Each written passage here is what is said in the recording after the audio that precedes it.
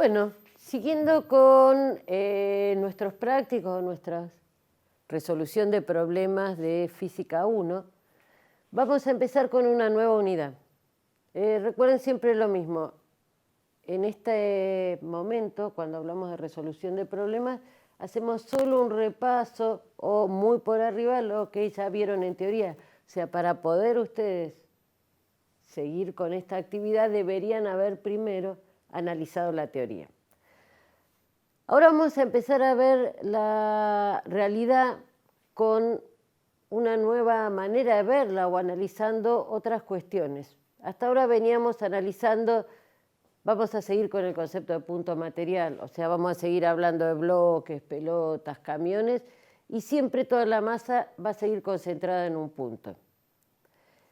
Pero ahora vamos a analizarlo desde dos conceptos o desde el análisis de magnitudes que se conservan o no en un determinado sistema en estudio, depende de las condiciones planteadas. Esto ustedes ya lo vieron en teoría, hablaron de qué significaba trabajo, qué significaba energía en un sistema almacenada en un cuerpo, capacidad de un cuerpo de entregar energía, y eso es lo que nosotros vamos a empezar a analizar en este tipo de problemas. Como siempre, lo que hacemos es leer el enunciado y ese enunciado traducirlo en un gráfico que me resulte sencillo de analizar. O sea, en vez de estar leyendo 5 veces el mismo problema, se hizo un gráfico que trata de plasmar lo que dice ese enunciado, la realidad, la situación que yo quiero analizar. La situación es sobre una superficie rugosa horizontal. Hay un cuerpo de una determinada masa. En el práctico, digamos, en el enunciado habla de un bloque, yo lo dibujé como un bloque. Si lo dibujara redondo estaría bien y si dibujara un punto también estaría bien.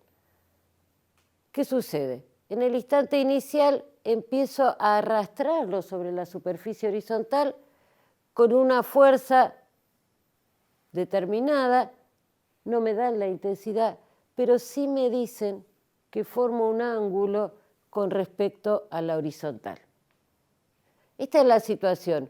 Un bloque puesto sobre una superficie rugosa, lo empiezo a tironear con una fuerza que no va paralela a la superficie de apoyo, sino que esa fuerza forma un ángulo de 30 grados. Acá no lo puse, pero es un dato, con respecto a la horizontal. Esta es la situación inicial, lo empiezo a tironear y lo desplazo 5 metros sobre esa superficie. Bien, ¿qué es lo que sucede? Debido al roce que hay, la velocidad se mantiene constante. Yo estoy tratando de tirarlo con una determinada fuerza para que se mantenga constante la velocidad. ¿Y qué me preguntan? El trabajo que realiza esa fuerza y el trabajo que realiza la fuerza de roce. Para eso vamos a tener que recurrir a las definiciones de trabajo que ya vieron en teoría. Para una fuerza de valor constante, el trabajo lo definíamos como en el producto de fuerza por desplazamiento por coseno del ángulo comprendido entre el desplazamiento y la fuerza. Módulo de la fuerza, distancia recorrida, ángulo entre la dirección del desplazamiento y la fuerza con la que estoy tirando. Esto salía de hacer estas consideraciones de una fuerza constante en la definición general de trabajo, que ya la vieron en teoría, por lo tanto no vamos a hacer todo, volver a hacer el análisis teórico. La fuerza básica que tengo que aplicar o la ecuación básica que me va a ayudar a mí a resolver estas incógnitas es esta. Estamos hablando de fuerzas y siempre decimos lo mismo. La fuerza implica interacción del cuerpo que estoy estudiando con todo lo que lo rodea. Para poder analizar esas fuerzas, yo lo que hacía era un diagrama de cuerpo libre. ¿Qué significa el diagrama de cuerpo libre? Era romper todos los vínculos y por cada vínculo que yo sacaba, poner la fuerza que ese vínculo le hacía al cuerpo. Entonces decía, bueno, lo dibujo solito y esto tiene que quedar tal cual estaba. Bien. Siempre arrancamos por la más fácil. Estamos en el planeta Tierra, por lo tanto, estamos bajo el campo gravitatorio de la Tierra y esa interacción la identificamos con la fuerza F. Pero aparte de estar en el campo gravitatorio de la Tierra, está apoyado sobre una superficie. Las superficies reaccionan con lo que llamábamos la fuerza normal. Esta es una fuerza de contacto, pero en este caso me están indicando que la superficie no es totalmente lisa. La superficie también reacciona oponiéndose al movimiento. Esa oposición al movimiento es lo que nosotros llamábamos fuerza de roce. Fuerza de roce que en este caso, como hay movimiento, es fuerza de roce cinemática, o sea, podía ser estática cuando todavía no se movía o cambia su valor cuando se empieza a mover. Y aparte la fuerza externa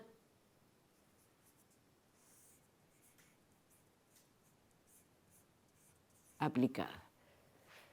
Esa es la situación con todo lo que está interactuando el bloque este. Hay muchas cosas que puedo calcular, pero recuerden lo que planteamos desde que iniciamos las actividades. Resolver un problema es respondo a lo que me preguntan. Resolver un problema es decir, busco qué incógnitas están planteadas y cómo las calculo. Por lo tanto, yo podría empezar a hacer un montón de análisis de cuánto tiempo tarda, si el movimiento es rectilíneo uniforme o no, si cómo interactúan entre sí las fuerzas. ¿Pero qué me preguntaron? Trabajo de la fuerza F. Bien. Perdón, bueno. Acá tenemos un error, lo vamos a borrar esto porque no estamos hablando de variación de fuerza, sino que estamos hablando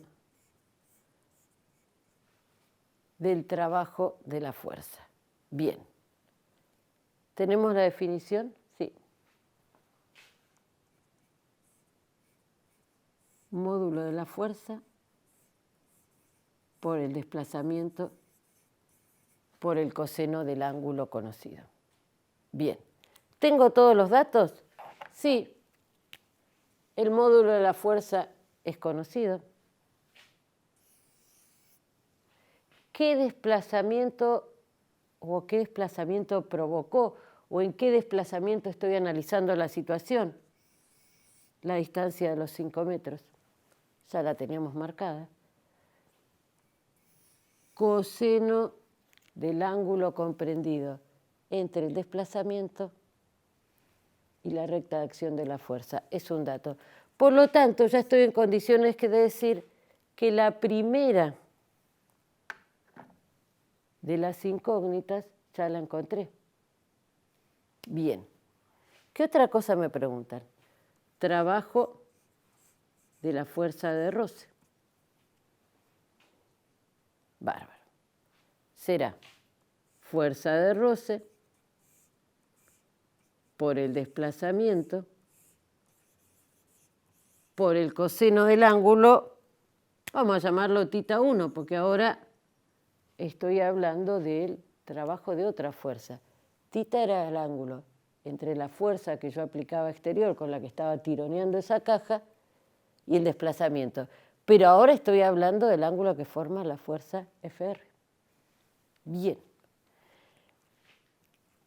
Tengo que conocer esto, por lo tanto tendría que conocer fuerza de roce, tendría que conocer distancia y tendría que conocer el ángulo θ1. Vamos a ver. Fuerza de roce, no me la dieron.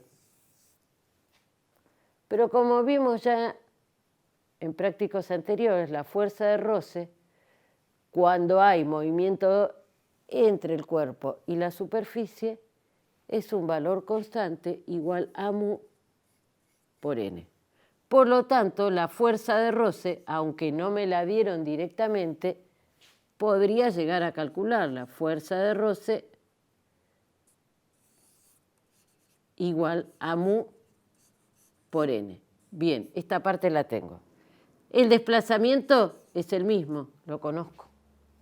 El ángulo.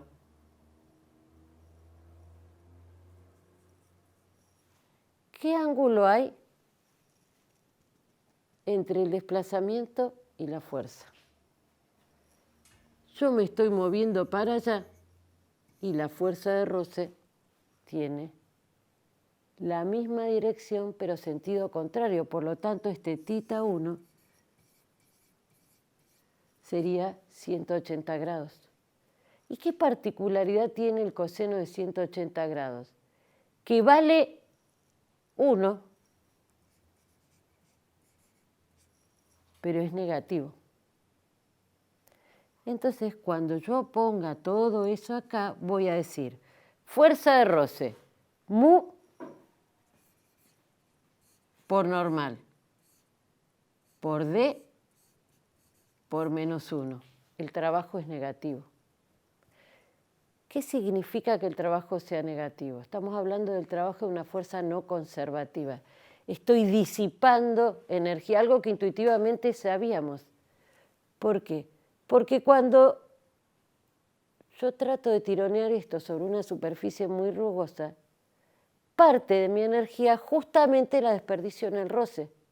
¿En forma de qué? Y de otro tipo de energía, de ruido, de calor. Si fuera capaz de medir la temperatura de la superficie de contacto antes y después de arrastrar esto, seguramente podría encontrar una variación de la temperatura. El ruido es otra forma de energía, es una onda de presión que se propaga en el medio que también me disipa energía. Y está todo bárbaro, pero tengo un problemita. Vos me decís, mu, lo conozco. Normal pareciera que sí, y uno tiende básicamente a decir, bueno, esto está fácil, la normal es igual al peso.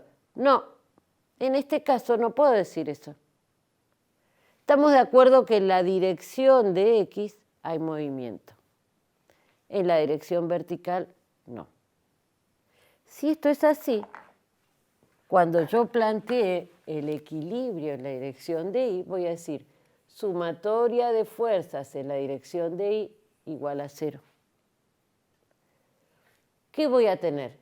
N que apunta hacia arriba, el peso que apunta hacia abajo, pero acá tengo una componente de la fuerza que también apunta hacia abajo y será menos F seno de θ igual a 0.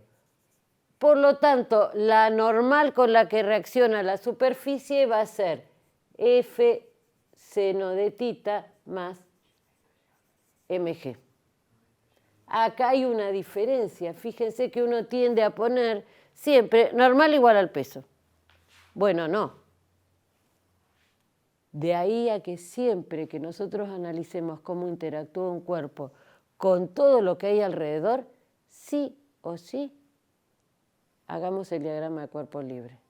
No supongamos de entrada que sí, la normal es igual al peso. Hay muchas situaciones en las que sí, en esta particularmente no. Entonces, esa es una de las cuestiones que les voy a pedir que siempre estén atentos, porque uno tiende a mecanizarse y a hacer cosas porque casi siempre en la mayoría de las situaciones lo puedo plantear así. No, cada situación es distinta y fíjense que hacemos lo mismo. Hago un croquis, pongo los datos, me dejo claro qué es lo que estoy buscando. Esto es importantísimo y ya lo hablamos muchas veces. ¿Por qué es importante? Porque yo acá puedo hacer un montón de planteos distintos, pero yo lo que quiero saber es esto. Resolver el problema es contestar lo que me preguntan. ¿Y cuál es la relación entre lo que planteé y lo que busco? Las leyes de la física, lo que ustedes ya analizaron en teoría. Vamos a hacer ahora otro problemita sencillo. La idea, ¿cuál es? Primero plantear dos esquemas sencillos que no nos ofrezcan grandes complicaciones, ni siquiera matemáticas, para poder familiarizarnos con las definiciones que ya vieron en teoría. En este caso, siguiendo con la misma manera, digo, bueno, ¿qué es lo que me decía el problema?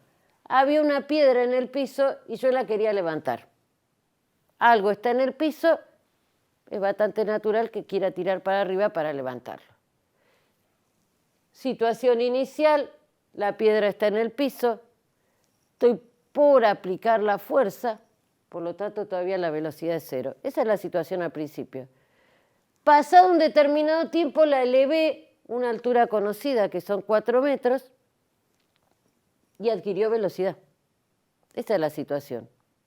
Nada raro, no es ningún mecanismo extraño. Algo está en el piso, lo quiero levantar. Bien. Los datos que me dan o la información que tengo que puedo medir es la masa del objeto que estoy analizando, a qué altura llega, o sea, yo voy a analizar desde t igual a 0 hasta tiempo final cuando llegué a los 4 metros. Y estaba aplicando una fuerza de 80 newton. ¿Qué me preguntan? ¿Qué trabajo realizó la fuerza? ¿Qué trabajo realizó la fuerza peso? ¿Qué energía final cinética tiene ese cuerpo? Bien. Ahora analizo las leyes. Bueno, como vieron ustedes, principio de conservación de la energía, variación de la energía mecánica igual al trabajo de las fuerzas no conservativas. Hablo de variación positiva, negativa, es variación. La definición de trabajo que ya habíamos visto en el otro ejercicio, y dejamos acá porque nos puede servir, porque estamos hablando de energía, las distintas formas de la energía mecánica asociada al movimiento, la energía cinética, un medio de la masa por la velocidad al cuadrado, energía potencial elástica, que es la energía almacenada en algún tipo de dispositivo que tiene la capacidad de deformarse, como por ejemplo, vamos a ver en muchos problemas, un resorte, que se puede comprimir y se puede liberar. Bien. Y energía potencial gravitatoria que está asociada a un plano de referencia. Bien. Bárbaro. Situación planteada, tiré con una fuerza un determinado cuerpo y lo llevé hasta una determinada altura. ¿Qué es lo primero que me preguntan? Digo, bueno, siendo coherente, voy a hacer mi diagrama de cuerpo libre, tiro para arriba con una fuerza F, lo atrae la Tierra, y por ahora nos vamos a abstener de considerar el rozamiento del aire.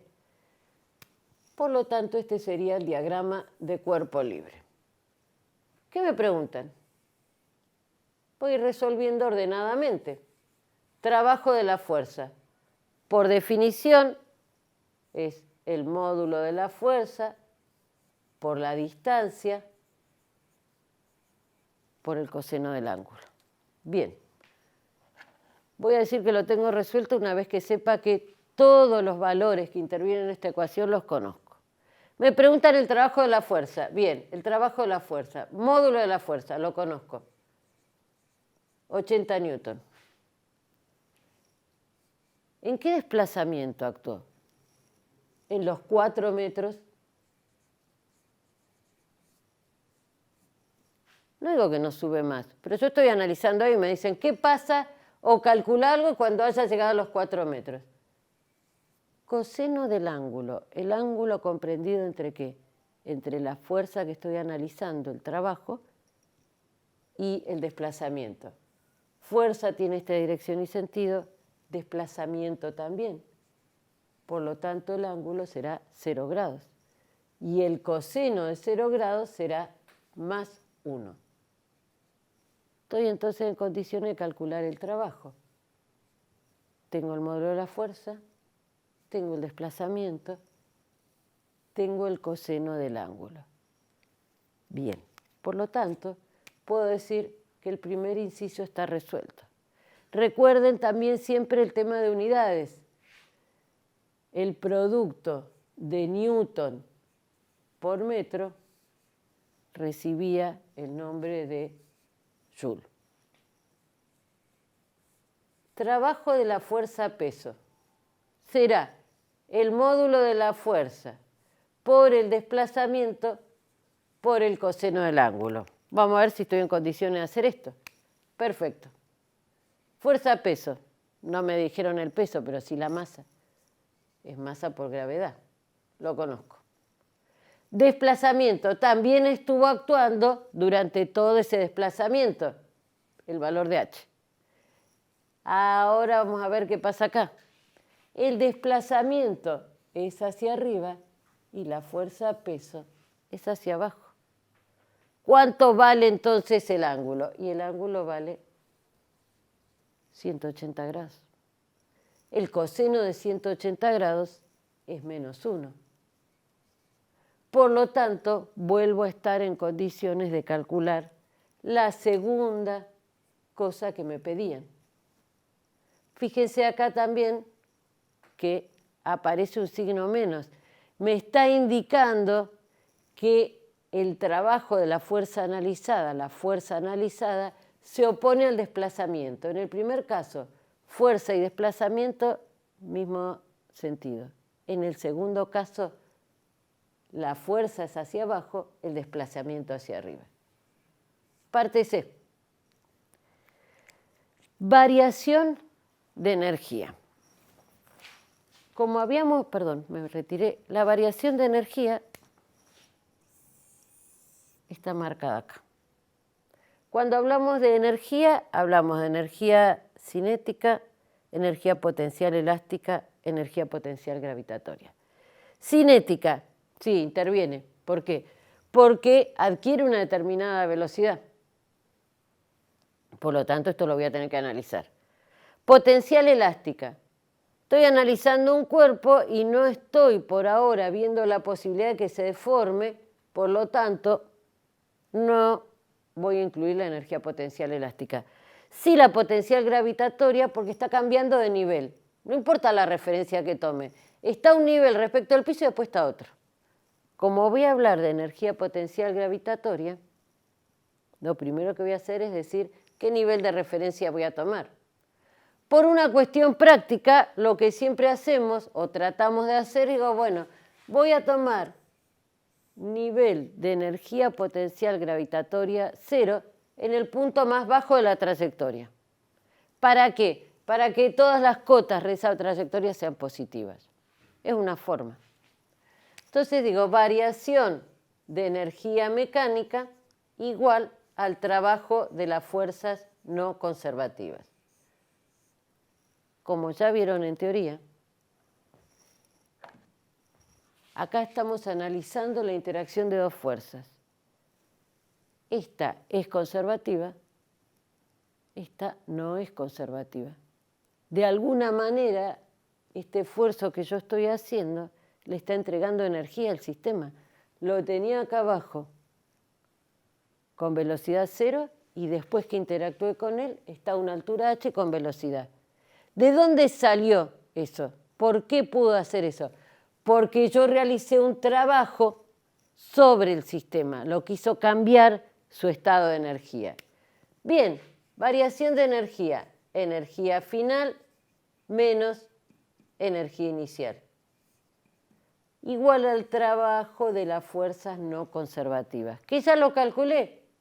Pues como siempre decimos, no calculo el número porque eso cada uno lo va a hacer después. La idea acá es dejar planteado el problema. Digo, bueno, este sería el trabajo de F, que ya calculé en el inciso A. Energía final, energía mecánica final. ¿Tiene energía cinética? Sí. Energía cinética final asociado a la velocidad. ¿Tiene energía potencial gravitatoria? Sí. ¿Por qué? Porque no está en el nivel 0. Está más arriba. Más m por g por h. Esta es la energía final que tiene el estado energético final del sistema. ¿Cuál va a ser el inicial? Bueno, voy a hacer el mismo análisis. Energía cinética inicial. ¿Tiene velocidad? No. Como no tiene velocidad, si yo digo 1/2 de m B0 al cuadrado, como B0 es 0, todo ese término va a ser 0. Energía potencial gravitatoria asociada a M por G por H. M por G por H0. Pero H0 también vale 0. Por lo tanto, con esta ecuación, energía cinética final más mg por h igual al trabajo de la fuerza aplicada, puedo calcular lo que me estaban pidiendo. Me estaban pidiendo qué energía cinética final tengo. Trabajo de la fuerza, lo calculé en el primer inciso. M por G por H, M es dato, G es dato, H es dato. Esto lo calculé. Y así tenemos resuelto el problema, siempre respetando más o menos una serie ordenada de pasos que me ayudan a resolver estas situaciones. Bueno, vamos a seguir entonces trabajando con los conceptos de trabajo, energía, trabajo de fuerzas no conservativas, fuerzas conservativas, y vamos a tratar de aplicarlos en este mecanismo. Como siempre, primero leemos el enunciado y después lo mismo que me dijeron en una serie de oraciones, lo hago en algún tipo de gráfico sencillo. ¿De qué me hablan? Hay un riel sobre el cual se va a desplazar un cuerpo. Inicialmente este cuerpo lo dejo en reposo, o sea, lo suelto desde una parte circular. No necesito, como siempre decimos, estudiar física para saber que si lo suelto se va a empezar a deslizar. No se puede quedar ahí arriba si no hago algo sobre él. Bueno, no hago nada sobre él, lo dejo resbalar libremente sobre el riel. Hay todo un tramo del riel entre el punto A y el punto B que es liso. O puedo considerarlo que la fuerza de fricción es prácticamente nula. Después entra en un tramo BC que sí es más rugoso. Una vez que sale de ese tramo, lo que va a hacer es impactar contra un resorte hasta comprimirlo. Está su máxima compresión. Se va a quedar quieto por un instante de tiempo muy pequeño y después el resorte tratará de recuperar su longitud natural, lo que se traduce en velocidad del cuerpo y bueno, en función de las condiciones iniciales, el coeficiente de roce, esto podrá empezar a ir y venir hasta un determinado momento. ¿Por qué digo eso? Porque ya dije de entrada que hay una parte del riel que es rugoso y ahí voy a disipar energía de mi sistema al medio. Y ahí empezamos a hablar del sistema en análisis, del medio. Ya hablamos en teoría, de qué pasa con la energía, desaparece, no. La energía se va transformando en función de las distintas situaciones analizadas. ¿Qué nos interesa a nosotros este mecanismo? Situación inicial, cuerpo acá arriba, a punto de empezar a deslizar, resorte en su longitud natural. Lo dejo que deslice, avanza, avanza, avanza hasta que comprime el resorte. Y hay un instante de tiempo en el que la velocidad final entre este estado y este es 0. Más adelante no va a ser 0 porque el resorte trata de recuperar su longitud y va a entregar parte de esa energía a este cuerpito que estoy analizando. Y ahí empezamos a ver entonces, la energía se conserva en el cuerpo, no se conserva, se le entrega a otra parte del sistema, se disipa al medio en función de la existencia de fuerzas no conservativas. Bueno, si voy a hablar de eso, lo primero que voy a hacer es definir mi sistema. Si voy a decir, ¿se conserva o no la energía? ¿En qué sistema?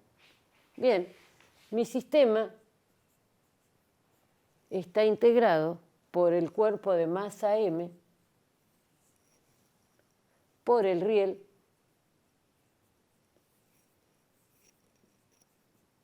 y por el resorte o muelle, ese cuerpo capaz de almacenar energía en función de que se puede formar. Como voy a hablar de energía mecánica, y parte de esa energía mecánica está asociada a la energía potencial gravitatoria, recuerden que vamos a tomar nuestro nivel de referencia, que ya está marcado. Y con lo que habíamos visto en el ejercicio anterior, dijimos, bueno, puedo poner ¿dónde el nivel de referencia 0? Donde yo quiera. Una manera de trabajarlo en forma sencilla, que a veces nos simplifica los cálculos, es decir, lo voy a tomar el nivel de referencia 0 en el punto más bajo de la trayectoria. Eso significa que después todas las alturas que yo mida a partir de ese nivel van a ser 0. ¿Qué me preguntan? Bueno, en función de todos los datos que me dan, de la situación planteada, ¿cuánto vale el coeficiente de roce? Y yo miro mis ecuaciones y ahí no tengo el coeficiente de roce en ninguna. Pero el coeficiente de roce, ¿en qué interviene? ¿O para qué lo usaría yo? Para conocer la fuerza de roce.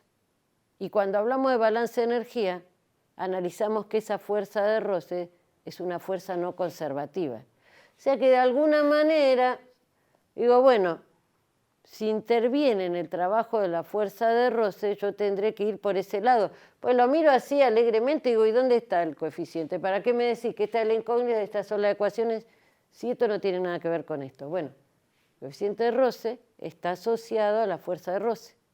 Y la fuerza de roce dentro de este balance de energía que estamos haciendo, de este análisis particular, está asociado al trabajo de las fuerzas no conservativas. Entonces digo, ¿dónde aparece el trabajo de las fuerzas no conservativas? En el único tramo del problema donde actúan fuerzas no conservativas es en el tramo BC. Como estoy analizando cuando el cuerpo va para allá, voy a decir, energía final menos energía inicial igual al trabajo de las fuerzas no conservativas. ¿A qué estado llamé final? Al C. ¿A qué estado llamé inicial? El B. Trabajo de las fuerzas no conservativas. Fuerza de roce en el tramo BC.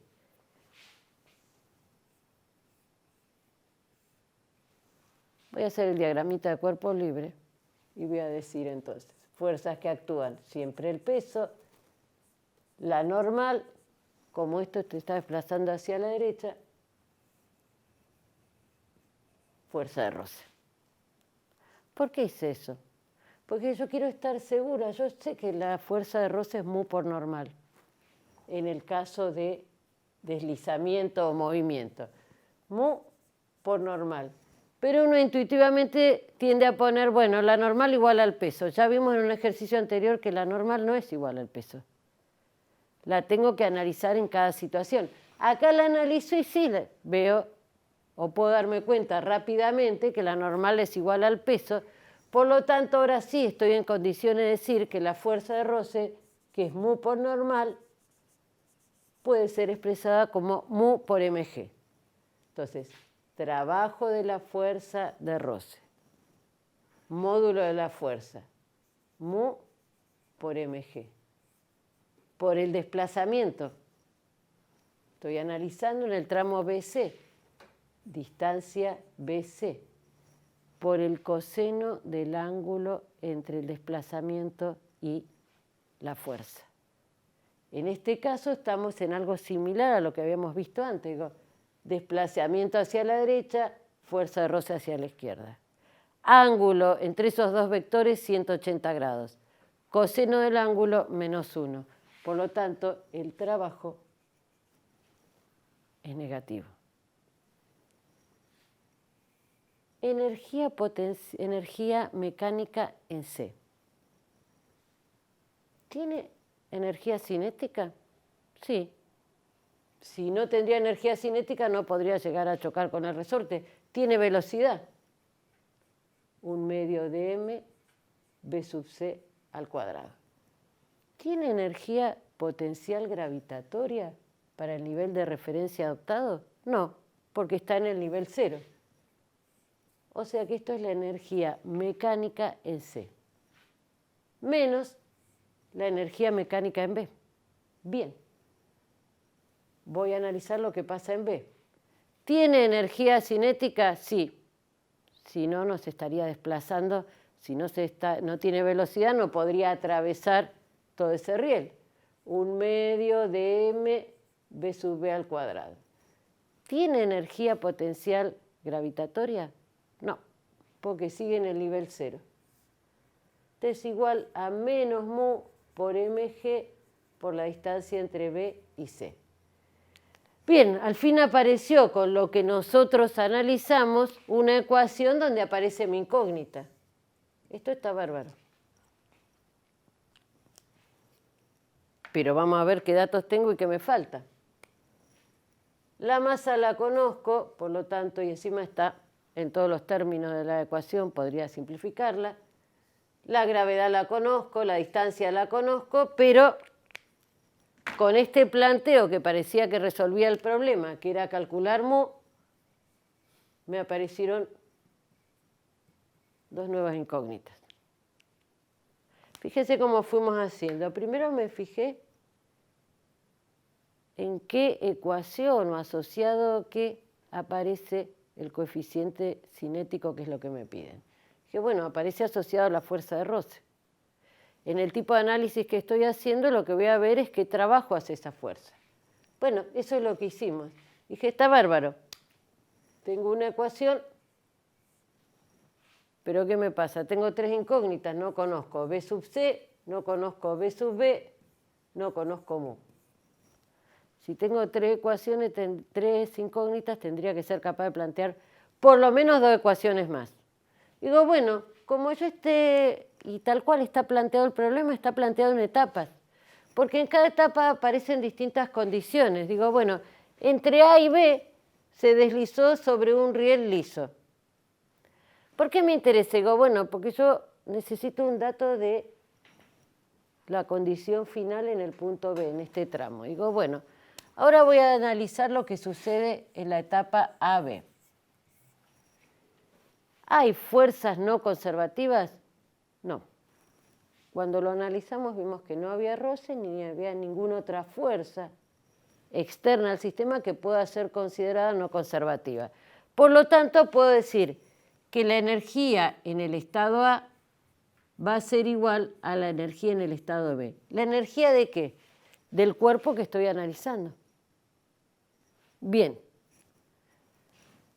Estado A. Energía mecánica, dijimos, la suma de las energías potenciales más las cinéticas. Energía cinética sería 1/2 de m por b sub a al cuadrado más mg por ha, tendrá que ser igual a 1/2 de m b sub b al cuadrado más m por g por hb. Hice un planteo general, ahora voy a ver cómo se transforma esta ecuación para este caso particular. Bueno, me dice que parte el reposo, por lo tanto esto es 0. HA tiene un valor, sí.